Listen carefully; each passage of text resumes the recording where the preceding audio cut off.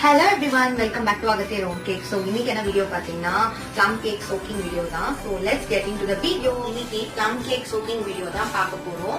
So அதுக்கு நான் என்னென்ன nuts and fruits எடுத்துக்கிட்டேன்னா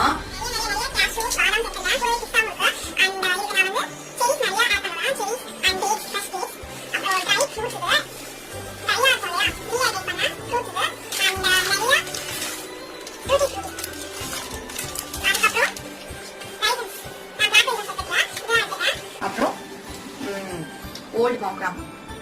வாங்க சோப் பண்ணலாம். ஃபர்ஸ்ட் திங் நான் இதுல வந்து நட்ஸ் ஆட் பண்ணிட்டேன்.